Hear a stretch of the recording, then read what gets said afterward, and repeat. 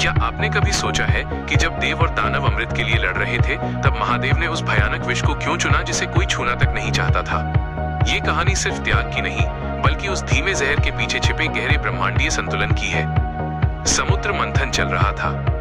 अमृत की चाह में मंदर पर्वत घूम रहा था और वासुकी नाग की रस्सी बनी थी। लेकिन अमृत निकलने से पहले क्षीर सागर से कुछ ऐसा निकला जिसने देवताओं और असुरों के पसीने छुड़ा दिए। वो था हलाहल, एक ऐसा कालजयी विष जिसकी एक बूंद पूरे ब्रह्मांड को राख करने की शक्ति रखती थी।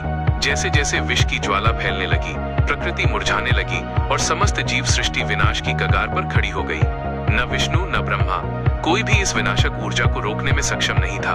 तब सबकी निगाहें शून्य में ध्यान मग्न उस औघड़दानी पर टिकी जो कैलाश पर विराजमान थे। जब महादेव से प्रार्थना की गई तो उन्होंने बिना किसी संकोच के उस विष के प्याले को उठा लिया। लेकिन यहाँ एक गूढ़ रहस्य है। उन्होंने विष को चुना नहीं, बल्कि उसे स्वीकार किया। महादेव जानते थे कि यदि ये विष धरती पर गिरा तो जीवन समाप्त हो जाएगा। यदि उन्होंने इसे निगल लिया तो उनके भीतर के समस्त लोग नष्ट हो जाएंगे। इसलिए उन्होंने एक बीच का मार्ग चुना। उन्होंने विष को अपने कंठ यानी गले में ही रोक लिया।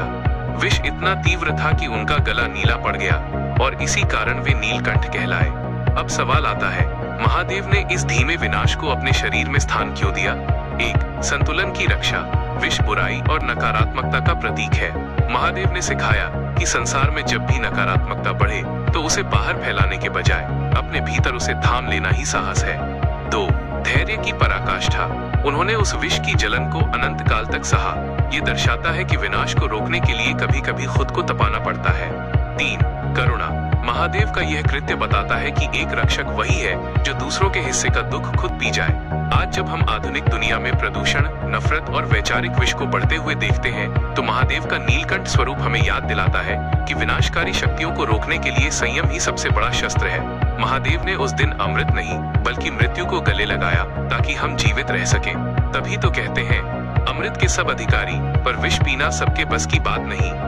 अगर आपको महादेव का ये त्याग प्रेरित करता है तो कमेंट्स में हर हर महादेव जरूर लिखें और चैनल को सब्सक्राइब करके इस कहानी को साझा अवश्य करें। ओम नमः शिवाय।